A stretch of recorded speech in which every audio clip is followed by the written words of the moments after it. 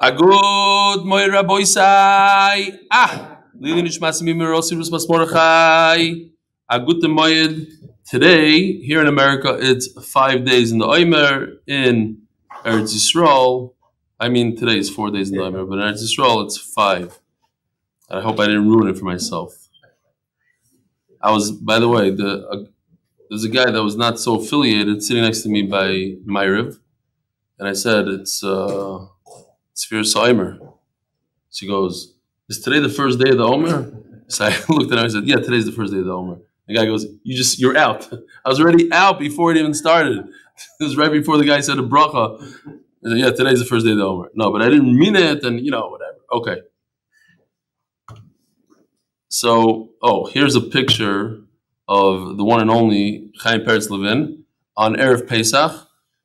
He told me, he wrote me an email, he said that he has in his car a kit, a bunch of Gemaras, a sign, and if he has a few minutes and he sees there's an opportunity, he stops his car, he pulls out his, here it is, in the middle of the street, Erev Pesach, giving out Gemaras, bringing people to the Daf, and he had a whole plan.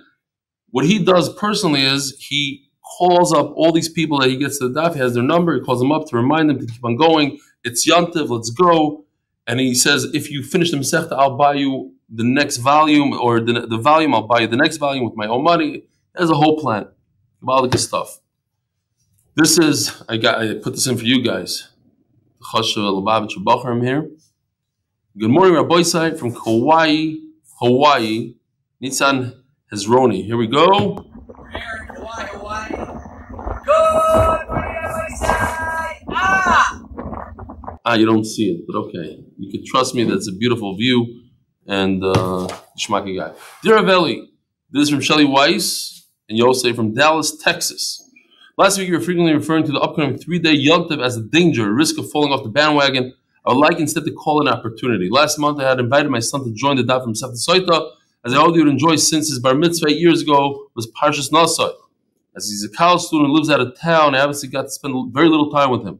Well, over the 3 days of Yontiv and Shabbos, we took out an hour together each day to learn the Daf b'chavrusa. Besides the excuse to have him for myself for that 1 hour each day, the chaos of all the cousins and everything, I really enjoyed seeing the Gemara skills that he has built up during the recent year in Yeshiva. I also enjoyed hearing him drop the lading trap at the time we hit a puzzle from Nasa. You may have expressed concerns about all your Talmidim who are at risk of missing days and dapim over Yontiv, but I think that the freedom of those days and the presence of family provided for the best 3 days of learning. You hear this?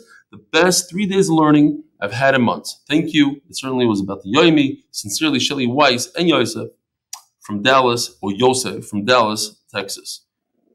Oh, where's the picture? I put them in the, here we go. Here's Shelly and his son Yosef, and here's Shelly. I remember them very, very well. These are a bunch of tall guys, because I'm 6'2", and most of them towered over me. So the tall guys from Texas. Did he do that for me? Yeah, good. Shmak.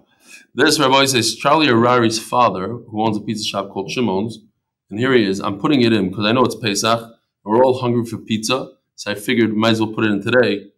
Here he is. You're showing them the picture. Okay, Givaldi. Very good. Here he is, another picture of him learning the daf at the pizza shop during busy times. Okay, the Koilel, sponsored by Anonymous from Lakewood. The second sponsored by the Koilel, Reuven Klein, in honor of my daughter Elise becoming a Koilel Yishkoyach Avrami. I see what you're doing. Tzvi Chaim Oren from Toronto. The Masechta, sponsored by Eli Stefansky, Leilu Nishmas Menachem Toporowitz, Menachem Mendel, Allah Shalom, Ben ybl'c Chaim Toivim Arukim Yeshua Dov.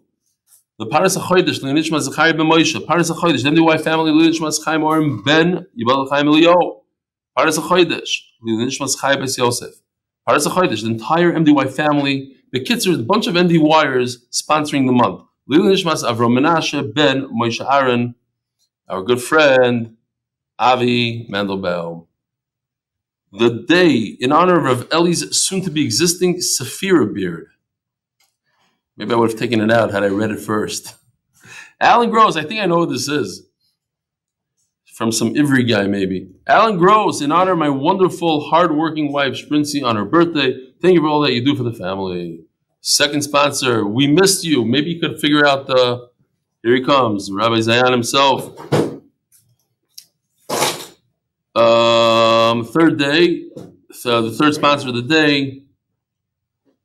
Leilu Nishmas imi Chano Etio Bas Shmuel Shalom Nifter B'Shem Tov Yutes Sivan Tavshin Ein Tes Yisurim Shekibla Bedoimia. In other words, she was quiet. She kept it. She covered the Yisurim B'Ahava. Aron Shalom Helberboy. Jonathan Berg. Leilu Nishmas Safta Shalom Sora Bas Leah Lahoydis Lashem 100 years. Doda Rochel Bluma Bas Aleya. Doda Bluma Bas Aleya. And the art for complete refuah for Chaim Tzvi ben Leah. Okay, Rabbi Isai, here we are. Daf Yud Gimel, Amud Aleph, like 6 lines down, 2 lines into the wide lines. Yosef Zacha. So, before we begin, I want to ask the Olam Shayla here. Here's a story. The guy's a shatchan. Okay? He makes a shidduch. What do you guys say? From Lubavitch. What do you say? Guy's a shatchan. He makes a shidduch. And the shidduch is going great. The couple goes out. They decide to get engaged. He said, you know what? But before we get engaged, let the parents get together and see whether or not the finances are good. The parents get together and it doesn't work out. They don't like that. They can't get together. Shidduch is off. Comes a friend and he speaks to the parents. He puts them together. He says, you're making a big mistake. This is the best shidduch ever. You give a little, you give a little. Okay, it's a shidduch. Who gets shatchanas, Rabbi said? Who gets shatchanas? You hear the shayla? The shatchan did everything from A to Z basically, besides that the parents couldn't get along at the end. The shidduch was off. Now the shidduch is on. Who gets shatchanas? Anybody? I can't pay both. I only want how much is shatchanas today? $1,000? They only want to pay $1,000. All of it? You say the last guy gets all of it. First guy. Okay. You say the first guy. And you say you're supposed to split it. 50-50. Right. So we have 3 shitas here. One Manda Omer says the last guy gets everything. One Manda Omer says the first guy gets everything. And one Manda Omer says, or 2 Manda Omer say 50-50. You're all wrong. All wrong. We're going to see in the Gemara. Says the Gemara. Yosef Zacha. Yosef Tzadik was Zacha to bury his father, Yaakov Avinu. Says the Gemara, we have to move fast because we have a very long Geshmak Agadata. Again, we're going to be discussing things that are going to get to Pesach, Yetzias Mitzrayim again, the shalom that they took, the burying of Yosef, the Atzmis Yosef as they left. Look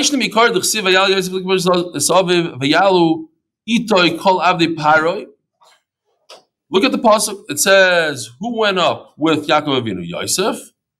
And all the slaves of Paroi, and only afterwards, and only afterwards, the last final people that came with Yaakov Avinu were the brothers. But when they came back, Yosef came back. The brothers came back with Yosef. It doesn't say the slaves of Paroi. Why is it? In the beginning, when they didn't see the honor given to Yaakov Avinu, and then when everybody realized what's going on here, the great honor that was given to Yaakov Avinu, to the Shvatim, then the Shvatim went first. They came to the threshold of Atad, which is thorns, the threshold of thorns. As Gemara, does anybody ever thresh thorns? What's a thresh? A threshing floor is a place where you take the wheat and you stomp on it with an animal or a person, whatever it is, and the kernels come out. Nobody will ever stomp on thorns. There's no reason for it.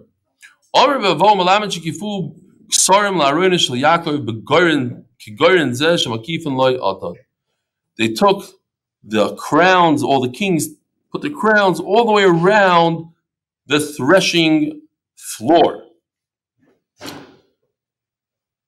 So here's a picture that Yoshe made. Let me see if I can find it. Here we go. So first of all, here's one picture. Here. So these are the crowns that surrounded the Aron, similar to, let me see what happened over here. Oh, I see what he did a fade. So this is a threshing floor. I would have the wheat laying down, but okay.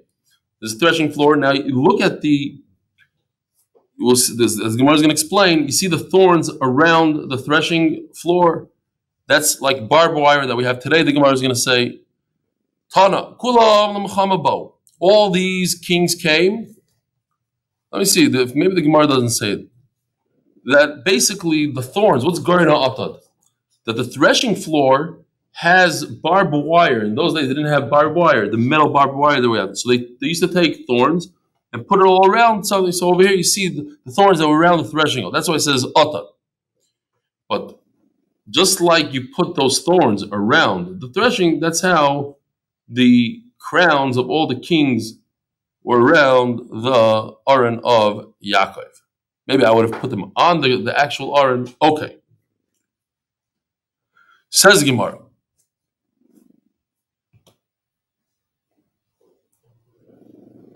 All these families came. They all came to stop the burial of Yaakov Avinu, as we're going to see soon. Who was Yosef? The greatest king in the world of that generation, king of the world. They see Yosef Atzadik's crown, so they also went ahead and they put their crowns on the Aron of Yaakov Avinu. Not the Kulon, Kisreim, V'dom, Ba'aron Shel Yaakov. Tana. Shisha Ksarim Nitlu Ba'aron Shel Yaakov. There are 36 crowns. I guess you could count these. 2, 4, 6, 8, 10, 11, 12, yeah. Should be 36 there. Including Yosef? Oh, so let's see. Let's see the, yes, check this out. So this is from the art scroll. You see Yosef is on top, number 1. The 12 princes of Ishmael, this is the art scroll. And this is, what are they called? Art Scroll Heritage Foundation, with the Rishus of Art Scroll Heritage Foundation. The 12, on the bottom you have 12, in the gold box, 12 princesses of Ishmael, and 23 chiefs of Esav, adds up to 36. As Rashi explains, Kenaz and Teman are mentioned twice, and Kairach is mentioned twice, but it should be mentioned twice. Teman and Kenaz, even though since they're mentioned twice, you take out 2 names, so you only count Teman and Kenaz once, but Kairach we count 2, and it's not the Kairach that we know of. Okay, that's that chart. There was a great hesped. Even the horses and donkeys cried for Yaakov Avinu, different pshatim. Some say it's referring to the Mitzrim, some say different things. Once they came to Maris Machpelah, also Esav ka me'akiv. Comes Esav and he resisted. So, because we're talking about burial and resistance, I just want to tell you a quick joke, because I haven't said a lot of jokes. We're very, very pressure for time. This is the beginning of the year. I didn't realize yet how much time we have left, so I'll tell you a quick one. A guy came to the kollel all dirty, full of mud, and very late. So the kollel says, "What's going on here? Why'd you come so late?" He says, "I had to bury my mother-in-law." Bury your mother-in-law, but why are you full of mud? Oh, because she put up a big fight. She resisted. Okay, says the Gemara. Omar Lehen, Mamre Kiryas Arba Yichaver. It says Esav to them. It says Kiryas Arba. The Kirya of 4. Kiryas Arba, Arba Zugos Hayu. There were 4 couples. Adam and Chava. Who's buried in Maris Machpelah today? These are the 4 couples. Adam and Chava, Avraham v'Sara, Yisrael v'Rivka, Yaakov v'Leah. So, Iyu kavra l'Leah b'didei. Yaakov Avinu already buried Leah. Now there's 1 plot left. V'hai de payish dediu. I get the final plot. Why should Yaakov Avinu get two? We're brothers. We should split it down the middle. He got one. He buried Leah. That's it. He used it up. But you sold it to our father, Yaakov. I sold him the Bechira. A Bechar gets double. But I never said, I said he should get the whatever a Bechar gets, but not the Yerusha. I didn't say that he should get double Yerusha. When it comes to Yerusha, with 50-50 in Yerusha, I still get my plot. So they told him, you did sell it to him. Yaakov took all this gold and silver that he had, and he asked the Esav, could you sell me, do you want to sell me your plot? And he said yes. There was an actual sale. Esav sold him the plot. It means to sell. Okay, so it was sold. Really? He sold to me? Prove it. Do you have a document? Yeah. It's in Mitzrayim. And now we're already in Eretz Yisrael. Okay, you want us to get it? We'll send somebody to get it. The rabbi said, we all know the story. What's the end of the story? That his head? Esav's head? Okay. Here's the Gemara. We're going to see if he knocked off his head or not. Who's going to go all the way back to Mitzrayim? Let Naphtali go. The Kal Kiyayalta, he can run like a deer. The Chsiv, Naphtali El Shlucha. Hanoizim Yishofer. Aravo Atikrim Yishofer, Elo Imrei Sefer. He goes for the book, for the document. Says the Gemara, Chushim Bereded Dan, Taman Hava. Chushim, the son of Dan, Chushim and Dan was there. He had a hard time. He was hard of hearing. He couldn't hear well. What's going on here? This Esav guy is holding us up. He's waiting until Naphtali gets back from Mitzrayim. My grandfather's going to sit her in a busha. Shaka kilpa, he took a stick. He whacked him on the head. So Esav's eyes flew out of his head from the bang. He was a very strong guy. And they fell on Yaakov's lap. Yaakov Avinu smiled. He explained that the smile wasn't a smile of Nekama. It was a smile of Hashem. There's a certain mahalach in this world, and look, there's a din v'dayan. Esav tried to steal it from me. Okay. Now, exactly the head part, it's not mentioned here that the head fell off, but we know that the head was buried in Maras HaMachpelah, and I remember hearing that Esav knew b'yedi in his head, he knew about the Bari Olam, just his body, his taiva went after the different taivas, so Mela, his head was Zoicha to Kvura. It's a very, very famous Reb Chaim Shmulevitz on the Sugya, but it's a very big yesod in life. And he says, what happened there? Why only Chushim ben Dan went ahead and knocked him in the head? All the Shvatim were there. Why didn't they kill Esav, who's probably Chayiv Misa, etc., etc.? And he says the answer is because once you get into a conversation with a heretic or anybody, it weakens you. Even if you believe 100% in something, but once you hear what the other guy is saying, now you start doubting yourself. Now you have a back and forth in your head, and you lose that momentum, you lose that whatever it is. And the idea is to never have a conversation with the Sahara, never have a conversation with the bad guy, because no matter what, even if you win, and even if you're so sure of yourself, at the end of the day, it takes away a little bit from what you know to be true. And that little bit is the difference between doing what's right and not what's not right. In other words, if they wouldn't have gotten a conversation with Esav and he would have stopped, they would have also knocked his head off. It's the stopping and arguing which is the problem. Says Gemara, the tzaddik should be happy. He saw the nekama, and I explained it's not nekama. And in that moment, Rivka's nevuah came to fruition. Why should I lose both of you in one day? Although they didn't really die in one day, Yaakov Avinu died way before that in Mitzrayim. But they were buried in one day. Ask the Gemara, why does the Torah make a big deal about Yosef burying his father? If Yosef Tzaddik didn't bury Yaakov, so Rashi points out even more than that. And I want to point out a little bit, just to explain what's going on here. Yaakov Avinu took his sons and he said, I want you to hold my Aron. You are on this side, you're on this side, you're in the front, you're in the back. And in fact, that's exactly the way Yaakov Avinu set up who's holding his Aron, is exactly how they traveled in the Midbar. Guess who didn't hold the Aron at all? Levi and Yosef. So not only did he not hold the Aron, but we're saying that he buried his father. He wasn't even holding the Aron. In other words, the Gemara's question is even stronger. All the brothers were there. All the brothers schlepped the Aron from Mitzrayim all the way to Yisrael to Marz Machpelah. Yosef was walking like a king on the side over there because he's a king. Levi's a Levi.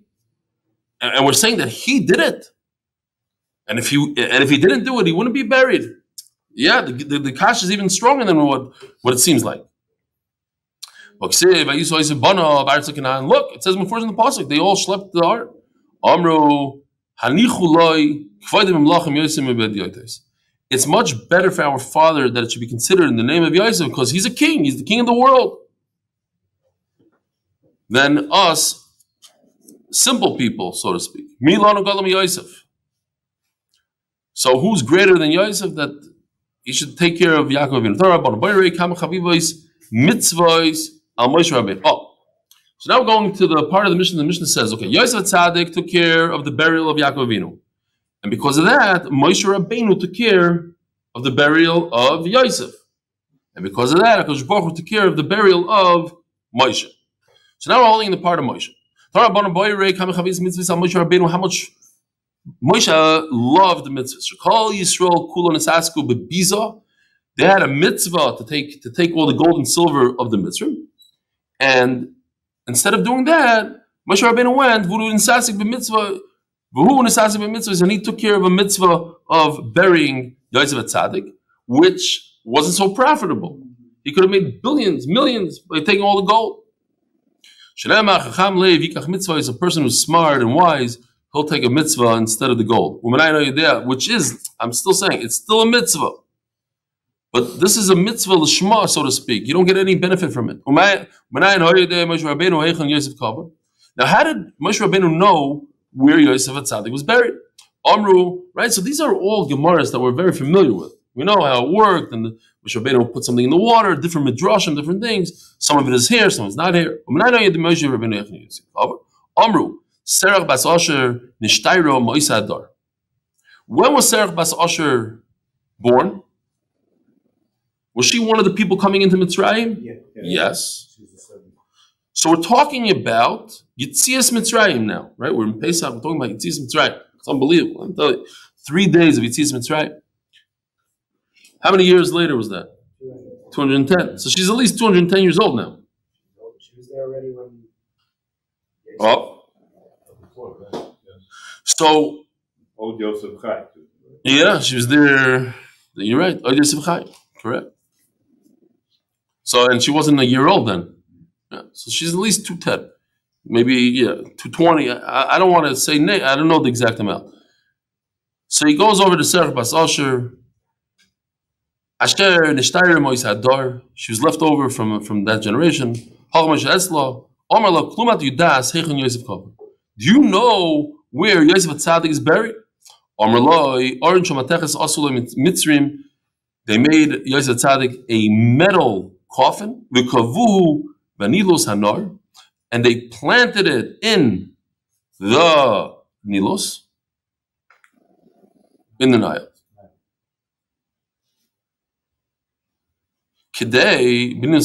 She's Baruch Hu. Take a look at this picture for a second. I'm not saying this is Mitzrayim, but this is a picture I found that's similar. Basically, what they did is they would trench these trenches into their field all the way from the Niles.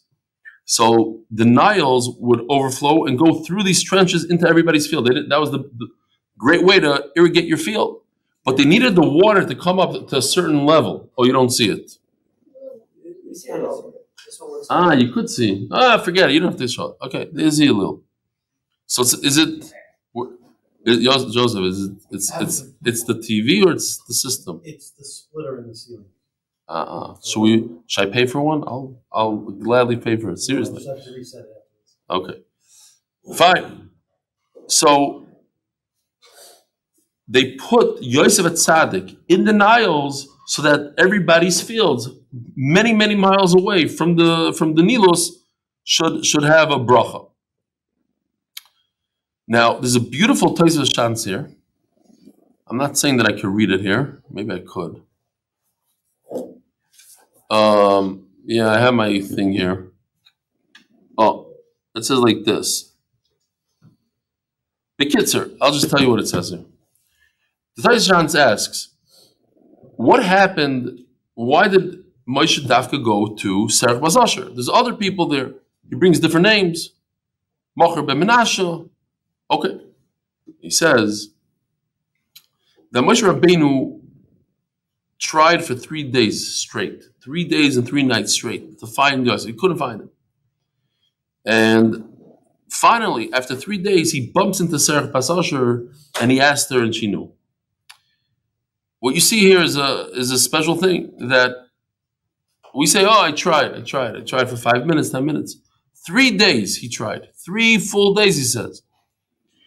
And right when he was about to give up, I guess, all the way at the end, that's it. He tried. He can't do it. And you see in the Gemara soon, he almost frustrated. He said, he's mashbiyah. That's when the Yeshua comes. But you have to put the koiches in. You have to try, and you have to try hard. Says the Gemara, it happens to be that the shibud, there's Or Chaim here that says that the shibud only started once all the shvatim were nifter. But Serach Basasher was still alive. She didn't count, he says, because the shibud started when those who came up, they came up willingly. But Serach Basasher, she didn't have a say. They forced her to come, so she didn't count in terms of when the shibud starts. Says the Gemara. Comes Moshe Rabbeinu, he stands on the shore, Omar Loi, and he says to Yosef, Yosef, the time came that HaKadosh Baruch Hu swore that he's going to redeem Klal Yisrael from Mitzrayim, and now we have to fulfill the shvuah that you made us swear. If you show yourself, you come up great. We don't know where you're buried in the Nilos. You're somewhere on the bottom in a metal coffin. So the Aron of Yosef came to the top. Now this daf, we're going into Shvisha Pesach, and it says by Kriyas Yamsov, Hayom Ra'a Vayonos. The sea saw. What did it see? You say they saw Yosef. The Atzmas Yosef, they saw Yosef Atzadik. And what did it remember? What did it see? It saw the tremendous Nisayan and to be misgaber on the Nisayan that Yosef did. Yosef controlled his Yetzer Hara. That's what it saw. Because of the schus of Yosef, the Aron of Yosef, the waters went back. Hayom Rav Ayonis. In Yonah Diyayim Amamish. The Alta Tama says the Gemara, Barzel Tzof. How you might wonder, how could metal float? One of Elisha's Talmidim, the Navi is telling us about the Moifsim of Elisha. It says that one of the Talmidim, he had an axe, and the metal part of the axe fell into the water. He says, my master Elisha, this axe is borrowed. On an awful. Where did it fall? He showed him the place. He made the metal float. Elisha is a Talmud of Eliyahu, and Eliyahu is a Talmud of Moshe. Says Rashi, obviously Eliyahu never saw Moshe, but he learned his Torah. In other words, he's a Talmud from learning, from studying it. So Barzal Mipana of Elisha was able to make metal float. So if you go to the source, the Rebbe of all Rabbeim, certainly you can make the metal float. He was in some tomb of the kings. He didn't know exactly which one it was. Omar Yosef. Time came for redemption. Now the shvua that will have to take you out. If you show yourself great, then we don't have to be Mekayim the shvua anymore. I'm giving you a chance to show yourself. Yosef's Aron started shaking, and then Moshe Rabbeinu knew that was the one. I don't know, talking about the tomb, maybe you're talking about the pyramids. I don't know what it was. Something, some sort of tomb of the kings in Egypt. What could it be? So he took it and he grabbed it. There were two aronos, echad shel meis ve'echad shel shchina. The one of the dead man, the dead person, Yosef HaTzadik, and the other, the Aron, the famous Aron that we have in the Beis HaMikdash, in the Mishkan of the Shechina. Menachem zemze. So here, I once mentioned this Tosfos Shantz. Here it is on this daf. Remember, Sotah Daf Yud Gimel, Tosfos Shantz says an incredible thing, that how did it says Mahalach, the Aron was Mahalach. So it says that Moshe Rabbeinu took Yosef's bones, put it into sheep's skin, and the sheep started walking. That's what Tosfos Shantz. That's where I got it from, right over here. Sotah Daf Yud Gimel, towards the bottom of the Tosfos Shantz. Says the Gemara.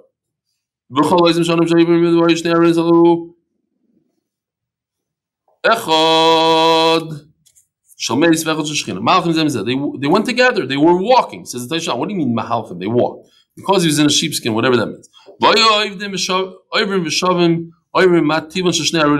people would say, "What's going on here?" One is that of a dead person, and one is the Shechina. What? Does a dead person go with the Shechina? Amru. If you give Amud Beis. What time is it? 31. Okay. Zekim Amru Kiem Ze Kol Ma Shekosov B'Zeh. This person, Yosef HaTzadik, who's in this Aron, he kept everything that it says in this Aron, meaning the Aron of the Luchos.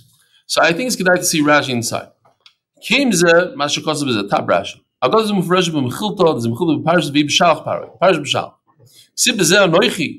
says, I am your Hashem. Yosef Tzadik says, am I instead of Hashem? In other words, he kept Anoichi Hashem. You shouldn't have another God. Yosef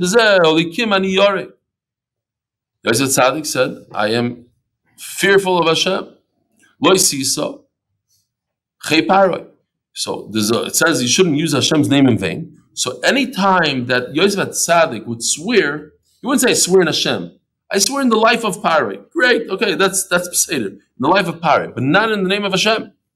He didn't want to prepare because of Shabbos. He told them to prepare. Bekitzer, Rashi keeps on going, everything. And then he brings also he kept the rest of the Torah, such as is not in the Seres Adibus. But it says in the Torah you shouldn't hate your brother in your heart. So he had no sin against his own brothers. He said, don't worry about it. He didn't do nikam on them. And he let them live with Kitzer. He was Mekayim the whole Torah, says Rashi. Says the Gemara. Atzlacha of Aryeh ben Eliyahu Simcha Shena Masha and Eliyahu Simcha Shena Masha bat Bracha lahatzlach ben Magachir, the members of the HBA group. V'iloi Yosef be Moshe, and if Moshe Rabbeinu didn't take care of Yosef, Yisrael they have him Misaski be. Klal Yisrael wouldn't take care of him. V'ksiv v'sas Yosef shehel ben Yisrael Mitzrayim kavu b'Shechem. Moshe Rabbeinu didn't even bury Yosef. Where's Yosef buried? In Shechem. Shechem is in Eretz Yisrael. Moshe didn't even get there. V'su Eli asked be Yisrael, and if Klal Yisrael didn't, let's say Klal Yisrael didn't want to deal with it, what will they have him asking me? What about his own family? V'ksiv v'ayu l'vnei Yosef l'nachla. They Oh, what's the lashon here? Oh, they were beloved. L'nachla, b'nei Yosef were beloved. Kids, he had a good family to take care of him. Amru, so no, says Gemara, no. They wanted Moshe Rabbeinu to deal with it. Hanichulai, let Moshe Rabbeinu deal with it. Kvoidoi, b'merubim Yosef b'matim. It's better that they should have honor from many than from a few. V'su amru, hanichulai kvoidoi b'gdolim Yosef b'ktan. It's better that great people should deal with him than the smaller people. Cover b'shchem. What? Same thing the brother said earlier. Similar, yeah. Well, they said about Yosef, the melucha over here it's godless. Now melucha, yeah. Says Gemara, cover b'shchem. Why did they bury Maishna b'shchem? Why did they bury Yosef b'shchem? Let me see if Dailam remembers. Where did the story of Yosef when he went to find his brothers? What city was it in? Who said Dailam? Dailam. Very good. Says the Gemara, Maishna b'shchem, Mishchem ganvu, u'shchem nasar avidasa. We stole from Shchem. Let's put him back in Shchem. Kasha is what was in Dailam. Says Rashi, Dailam is not a city. Dailam is just what was going on in their heads. It was in Shchem or next to Shchem. But the bottom line is that it would happen in Shchem. Says Gemara, Kasha Kurad Dodi. We have a contradiction in the Psukim. Ksiv vayikach Moshe satzim Yosef imoi uksiv satzim Yosef ashahelu b'nei Yisrael. Who took it? In one pasuk it says Moshe Rabbeinu took it, and the other pasuk it says Klal Yisrael did. Here's an incredible yisoid in life. Let me show you. Oh, I messed up. Because it came in when I was here. Check this out. All the crowns are on the Aron. I'm like, remember I said he should have put it on the Aron? Here it is, on the Aron. Okay, let's see. Fine. Big Aron. Yeah, big Aron. 36. Well, could be the little hooks. I would put some hooks on. Fine. So we have like this. The Gemara is going to tell us that a mitzvah goes after the person that finishes the mitzvah. It goes on the goymer. Whoever finishes, then the mitzvah is called on his name. Now, two things, two conditions.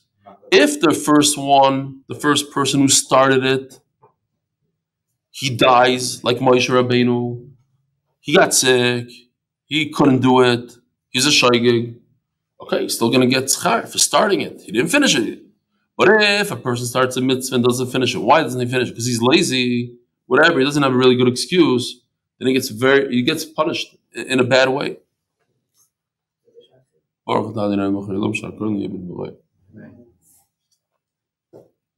Oh, hold that thought for a second. Remind me in a second. Says the Gemara.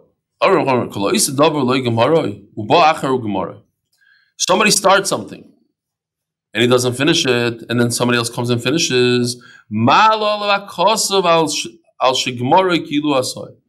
person that finishes it is as if he did the entire thing.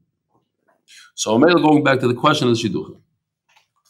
A person started a shidduch. Not just did he start the shidduch. He got them to go out. They went out 10 times. They like each other. They're getting married. They're ready to decide to get married. The parents have a little bit of a financial discussion, and they decided to call it quits. The parents. The kids want to get married. The parents have a problem. Comes a neighbor and says, "What are you, crazy?" And he sits down, convinces them for 5 minutes. The other guy worked for 17 hours and this and then sleep, the whole thing. 5 minutes. It goes after the guy that closes the deal. It works in real estate, in commissions, and it works like that in shidduchim. But the one thing that they do in shidduchim is, I don't know about real estate, but in shidduchim, it's 2/3 for the guy that finishes and 1/3 for the guy that starts. That's the minhag. So that's why you're all wrong. You're right that you split it, but how do you split it? 2/3 and 1/3. In terms of real estate, we have to ask Yosef ben Zev exactly how that works and how this. I had a story like that in Eretz Yisrael where there was the guy that finished it, and they actually paskin, and I took the guy to Bezdin because it was the first time in my life that I went to Bezdin, I felt in my apartment that this guy worked really. Somebody showed me my apartment, and then I didn't buy it. I didn't want to buy it, and then this other guy came along. It happens all the time in a stroll. They kind of sneak in, and he spoke to the owner, and he got the price reduced by a tremendous amount, and then he got me to rent the apartment, and the rent was going to come off the sale price. A whole story. And then, I told him, I said, listen, I sold the apartment first with some other guy. He says, don't worry about it. I'll do it with that other guy. Fine. And then it came time to pay commission. And the guy that sold it to me, he says, listen, I'm going to deal with the other guy. The other guy said he doesn't want to give me one dime. So I felt that was wrong from that guy. Actually, he's a good friend of mine, and he watches the shir, and he probably is going to see this also. But I said, we got to go to Bezdin. Maybe Bezdin... let's see what Bezdin will say. It doesn't make sense that the guy that finished the deal and he came up with the whole thing, the whole idea to get the price down, he reduced the price, and that I should try out the apartment for a few months, and if I like it, buy it. He came up with everything. You shouldn't get anything. Zero. And he said, yeah, that's the way it works. So we went to Bezdin, and Bezdin passing like him. He was right. So I don't know exactly how it works in America. It was a very weird thing. We went through a Basher Weiss, a whole mice. Okay. Zogdi Gemara. I think in America it's a little slightly different, but I'm not sure. Now he's going to tell me that's not how the story happened, and maybe it was like this, like that. Oh, fine. Anyway, Zogdi Gemara. So, but it works in Ruchnis also. This idea of Shiduchim, commission for real estate, all these things, but the Gemara is talking about Ruchnis now. You start a mitzvah. Let's say you start a shul. You're going to start at Salah. Okay, you come with the whole idea. You come with the whole of this, and then you did 90% of the stuff. You got all the people together, and then you book out of there. The mitzvah, the idea that goes based on the person that finishes. You have to be a finisher. Says the Gemara. That's why Rabbi Zayan, even though me and Yosef ben Zev were the very, very first people who thought about Salah here in Chicago, and we sat down with the Rabbi first. And he made a meeting with another guy that says the dumbest idea and it'll never work, and that the cops will never let us do it, and this and that. So just because we had a couple meetings with our first, we get zero credit. Ask you, zero. Because somebody else came and actually took it over and did the whole thing, but we didn't even, I'm saying even if we went 90%, which we didn't, we'd still get very little credit. Zog the Gemara. Rebbe Lazar Oimer, I remember once in Concord, in Midwest Conference Center. So I used to be the caterer there, here in Chicago. And I was on the chuppah, and I was looking over in the audience, and I saw a lady just fall over onto the floor, unconscious. So the first thing that came out of my mouth, I had the mic, because I was like, I don't know what I was doing, announcing people. And I just said, is there Hatzalah in the house? And then my friends made fun of me for years. Hatzalah, Hatzalah. There's no Hatzalah in Chicago. And I'm like from New York. Is that Hatzalah? Whatever it is, the doctor. That's the first thing that came out. So I was the laughing stock for a few years. But now it's normal to say, is there Hatzalah? Yeah, okay. So Rebbe Lazar comes along and says that he gets punished. We take him down. If he was high up there, we're going to remove him from his gadlus. So what happened with Yehuda? Yehuda started a good thing. He tried to convince his brothers to let Yosef out, not sell him. So he convinced them not to kill him. But then he just gave up and he walked away. So he didn't save Yosef. He just didn't allow the brothers. He convinced them not to kill him. Look what happened to Yehuda. Yehuda, did I say Yosef? Yeah. When I'm saying Yehuda convinced his brothers not to kill Yosef. But look what happened to Yehuda. He, at the end of the day, he's going to get so severely punished that he's going to bury his own wife and children. In the story that we just had the other day, that everybody died from Yehuda, his wife, his children. So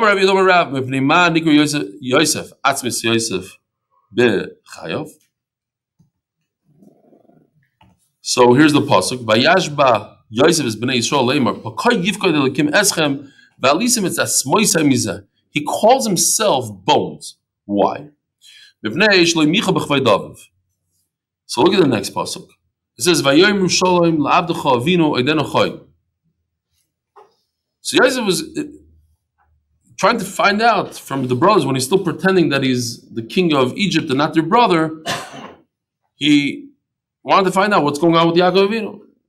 So they said, "Vayomru shalom," he's doing well. La'avdecha avinu, your slave. They called their father Yaakov Avinu your slave, your majesty, your slave Yaakov is still alive. He should have shook. He should have said something. He should have, yes, he was faking. He's pretending that he's not Yosef, he's the king of Egypt. But when he heard them use the word Avdecha, now they didn't do anything wrong because they're talking to the king. So when you talk to a king, you have to say, your slave, our father, your slave. They're fine. But the king, hearing that they called Yaakov Avinu slave, how dare they? He should have said stop. He should have made him a chah. For that he did wasn't micha. That's why he's considered bones when he's still alive. Bones also, they don't talk, they don't move. Yosef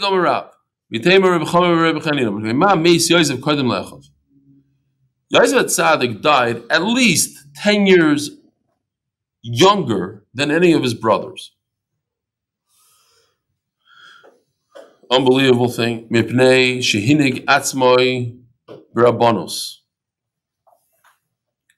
Because he uses power, his authority over his brothers in general, and that gaiva, so to speak, or whatever it is, to rule over other people, b'rabbanos, cost him 10 years of his life.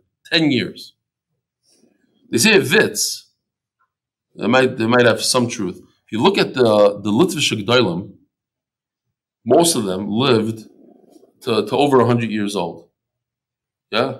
Chaim Kanievsky close to 100, Pinchas Scheinberg, Elliyahu, Rav Shach, all these, over 100. And not Rav Steinman, who else? I'm missing some. All these, not so much by the Rebbes. They say it's a vitz because when it comes to the Litvisha, so there's nobody that inherits the Litvisha Gadol. It's either you're Rosh Yeshiva, you're great, or you're not great. You don't get any Rabbanos when you're a child. But the children want the Gadol to keep on living. They benefit a lot. They get, there's a lot of cash involved, there's a lot of, brachas who comes in, who comes out. So they daven that the Gadol should live long. Sometimes it's maybe not such a vitz, but sometimes by the Rebbe, the son wants to be the Rebbe himself. So he's not davening that the father should live so long. All right. Says the Gemara, Yosef ur Mitzrayim, or Rebbe Lazar, I'll take your hurad elahoirid. When Yosef HaTzadik was brought down to Mitzrayim, don't read it that they brought him down. Say it, hoirid. He brought down. They didn't bring him down. He brought down Mitzrayim. How?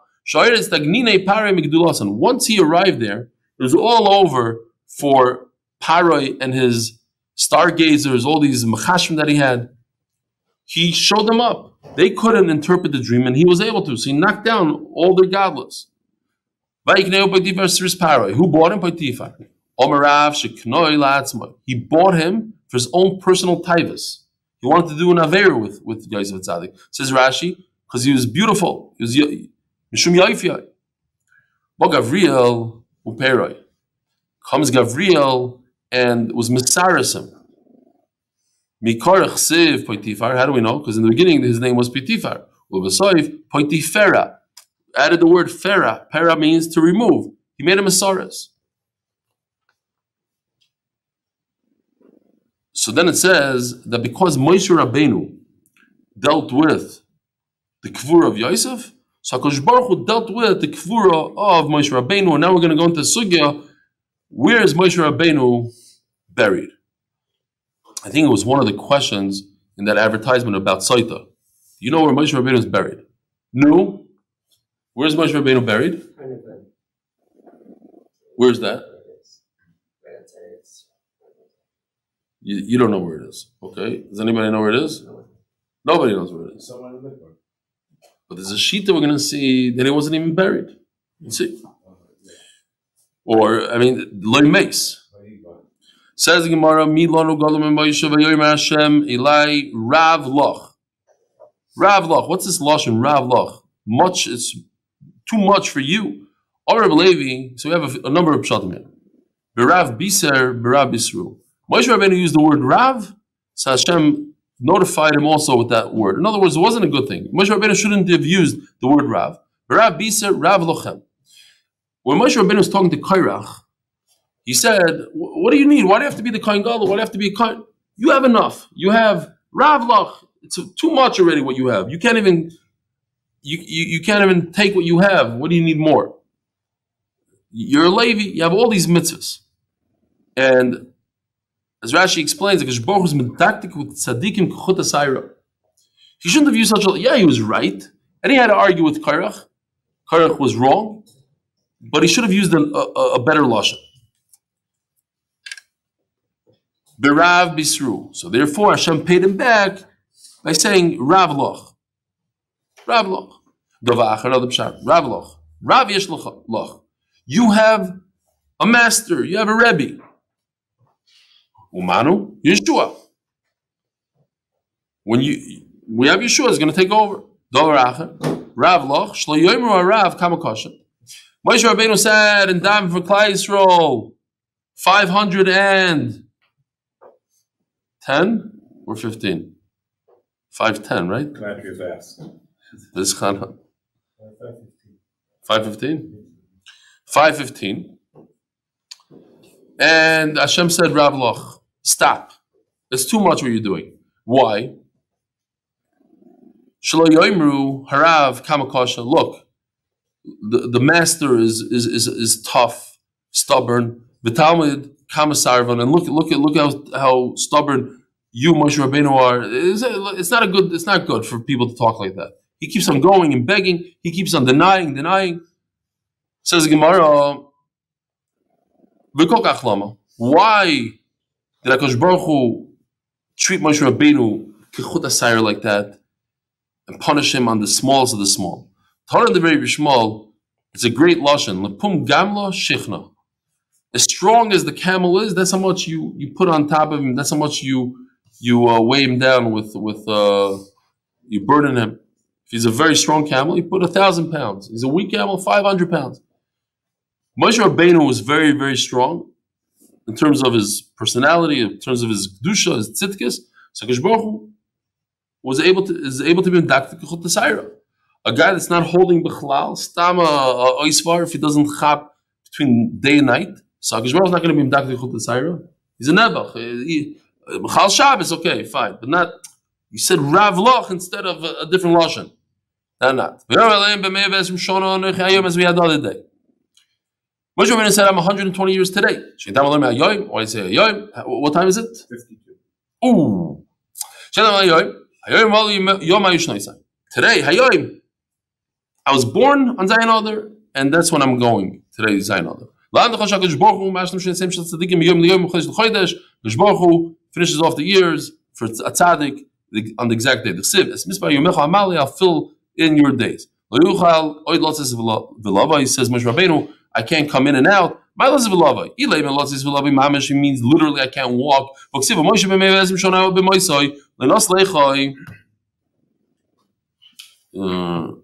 Okay. He, unlike me, that the eyesight starts going degenerative or whatever when you become like 50, and other things start breaking down in the body. Moshe Rabbeinu, when he was 120, he had full saliva. Everything was working. The liquids, the moisture. So he was walking fine. Moshe walked Aharon Avoi, went to Vayal, and there's 12 steps. He jumped all 12 steps in one shot. Thank you, Avrami. What he stopped doing that day is he couldn't talk and learn. He couldn't say over the Torah anymore. Because took away the gates of Chachma from him. But his body was fine. Come and go in learning. Moshe and Yeshua went and they stood by the oil. Tana, Oisa Shabbos, Shal Dyoy Zuge. That Shabbos, there was a pair of Rabbanim. In the morning, it was, or in the evening, I should say, coming into Shabbos was Moshe Rabbeinu. By the time it was over, it was Yeshua. You usually don't have that. It's one Rav, one person. Over here, you had both of them together at the same exact time. The big problem here is that Moshe Rabbeinu, this is the day he was nifter. So he's nifter on Shabbos. It says in the Gemara, he's nifter on Shabbos. That Shabbos, there's two zug. But you hear, Rabbi Zayan, how do you answer this question? Moshe Rabbeinu was nifter on Shabbos. He wrote in the Sefer Torah, it says in the Torah, that this is the day he died. How did you write that? How did he write that if it's on Shabbos? He wrote, he says, I'm dying today. Fine. Different. There's a discussion about the sefirah that Hashem dictated in letter by letter. He wrote it out before he died. Yeah, but it says Hayom Hazeh. He wrote Hayom Hazeh. Metaphorical, not the. Okay, different theories. But also Zayin Adar, which he was nifter, never comes out on a Shabbos in our calendar. Okay. So look at the Gemara. Vayelach when we said this. Oh, sorry. The Chsev Bnei Ruvain, you know? No. I'll review them. I'll review them. If it wouldn't have said before this thing that's coming up in the pasuk, I wouldn't be able to say it. When did Moshe die? In the Chelik Reuven, the Chsev Vayal Moshe Ma'abas Moed al Har Nevai. That's where he died. Okay,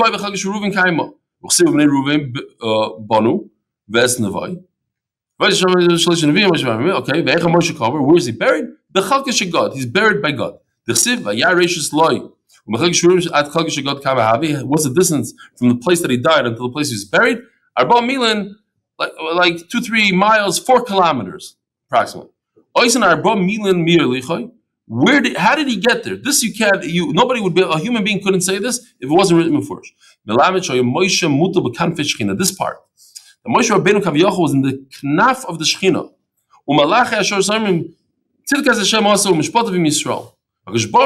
What did Hashem say? Who would stand up against my foes? Moshe Rabbeinu stood up for Hashem when he had to be Moicha and different things, Kairach, all these things.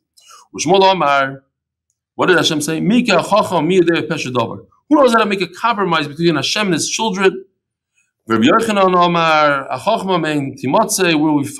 the Chachma. The hesped was, this is where Moshe Rabbeinu was nifter. Smalian Omar, so Rashi says Smalian is the name of a Chacham. Taisus brings the Rach that it's the name of a Malach. This is the only time I found in Shas the word Smalian. Moshe of Safra Rabbi Yisrael. Smalian says that this is where the great scribe Moshe Rabbeinu was nifter. We have to keep on. What time is it? How much? 57. We have to make it under an hour.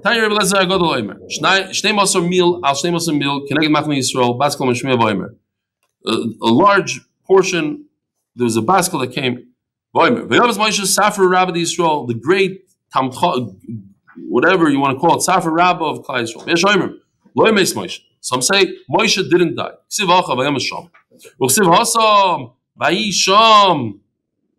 Im Hashem. You see, Vayisham, when Moshe Rabbeinu went up to Shamayim, Vayisham says in the pasuk, so it says Sham Sham Gzir Shav, Malal Oimed Mushamesh.